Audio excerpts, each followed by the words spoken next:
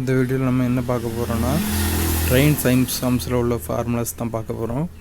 முதல்ல ஒரு ட்ரெயினை நம்ம எடுத்துக்கிடும். ஒரு ட்ரெயினை கன்சிடர் பண்ணிக்கிடும். இவ்வளோ லென்த்தில் இருக்கிற ஒரு ட்ரெயினை கன்சிடர் பண்ணிக்கிடும். இந்த ட்ரெயினோட லென்த் எல் மீட்டர்ஸ் அப்படின்னு அசீவ் பண்ணிக்குவோம். இந்த ட்ரெயின் ஒரு மனுஷனையோ ஒரு ஒரு கம்பத்தையோ ஒரு போலையோ ஒரு போஸ்ட் கம்பத்தையோ கிராஸ் பண்ண எடுத்துக்கிற டைம் எதுக்கு ஈக்குவலாக இருக்குன்னா, இந்த எல் டிஸ்டன்ஸை இங்கேருந்து ஆரம்பித்து இங்கே இந்த ட்ரெயினோட கம்பார்ட்மெண்ட் இங்கே இந்த லென்த்தை இடத்துல தொட்டு கடைசி இடத்துல இந்த ட்ரெயினோட முதல் கம்பார்ட்மெண்ட் வர உள்ள டைமுக்கு ஈக்குவலாக இருக்கும். ஏன்னா இந்த மனுஷன் போஸ்ட்டு போல் இதெல்லாம் எதுக்கு சொல்கிறோன்னா, அவன் ஸ்டாக்னண்ட்டாக ஒரே இடத்துல நின்றுவான். இடம் ஒரு பாயிண்ட்டு தான் குறிக்கும், ஒரு பாயிண்டில் தான் நிற்பாங்க. அதனால் இது எல் மீட்டர் கிராஸ் பண்ணுற டிஸ்டன்ஸுக்கு ஈக்குவலாக இருக்கும் இந்த டைம். அடுத்து இதே ஒரு ஆப்ஜெக்ட் இருக்குது, ஒரு காரோ இல்லை ஏதோ ஒரு பெரிய ஆப்ஜெக்ட் இருக்குது. அந்த ஆப்ஜெக்டோட டிஸ்டன்ஸ் பி மீட்டர்னு வச்சுக்கோங்க.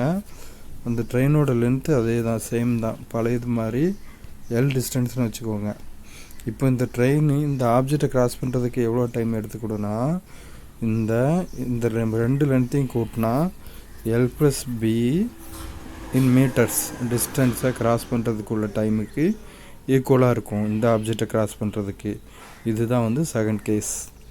அடுத்தது ரெண்டு ட்ரெயின் ரெண்டு ட்ரெயினோட வெலாசிட்டி, ரிலேட்டிவ் ஸ்பீடு வெலாசிட்டி ரெண்டுமே சேம் தான். ரெண்டு ட்ரெயினை நம்ம எடுத்துக்கிடுவோம். ஒரு ட்ரெயினோட speed u meter per second அப்படின்னு வச்சுக்கோங்க. ரெண்டாவது ட்ரெயினோட speed v metre per second அப்படின்னு வச்சுக்கோங்க. இது ரெண்டும் ரிலேட்டிவ் ஸ்பீடு. இந்த ரெண்டும் சேம் டைரக்ஷனில் போகுதுன்னு வச்சுக்கோங்க ரெண்டு ட்ரெயினும். அப்போ அப்படியே reciprocal u minus v. Same direction போனால் கழிக்கணும், ஆப்போசிட் டைரக்ஷனில் வந்துச்சுன்னா கூட்டணும். இது சேம் டைரக்ஷன் கழிக்கணும், ஆப்போசிட் டைரக்ஷன்னா கூட்டணும், u plus v. Same direction u minus v metre per second, opposite direction u plus v metre per second. இது ரெண்டாவது கேஸ். இது 2 3 4 ஃபார்முலாஸ் பார்த்துட்டோம். இப்போ ரெண்டு ட்ரெயினோட லென்த்து ஒரு ட்ரெயினோட லென்த்து ஏ மீட்டர்ஸ்னு வச்சுக்கோங்க. இதோட லென்த்து ஏ மீட்டர்ஸ். இன்னொரு ட்ரெயினோட லென்த்து பி மீட்டர்ஸ்னு வச்சுக்கோங்க. இந்த ரெண்டும் சேம் டைரக்ஷனில் போகுதுன்னு வச்சுக்கோங்க. இந்த ரெண்டுமே சேம் டைரக்ஷனில் போகுதுன்னு வச்சுக்கோங்க. அப்போ அதோட டைம் எதுக்கிட்டு அது அப்போ அதோட அந்த ரெண்டு கிராஸ் பண்ணுற இடத்துக்கு டைம் எதுக்கு ஈக்குவலாக இருக்குன்னா, ஏ ப்ளஸ் பி ரெண்டு ட்ரெயினோட length divided by u minus v.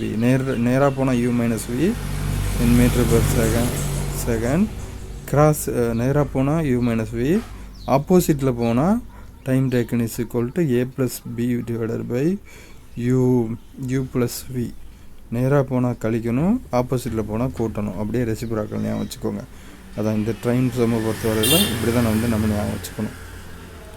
அவ்வளோதான். இது 5 6வது ஃபார்முலாஸ். இப்போ 7th ஃபார்முலா பார்ப்போமா. ரெண்டு train start at the same time from points A and B towards each other and after crossing they take A and B second and reach B and A respectively. then அதாவது ஒரே டைமில் start பண்ண ரெண்டு train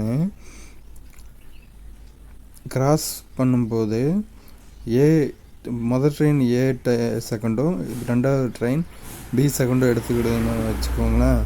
அப்போ நம்ம என்ன ஏ ஸ்பீடும் B ஸ்பீடும் என்ன ட்ரெயின் ஏயோட ஸ்பீடும் பியோட ஸ்பீடும் எதுக்கு ஈக்குவலாக இருக்குன்னா, டைம் டேக்கன் பி பை ஏக்கு ஈக்குவலாக இருக்கும். ரேஷியோ இந்த ரேஷியோ கான்ஸ்டண்ட்டாக இருக்கும்.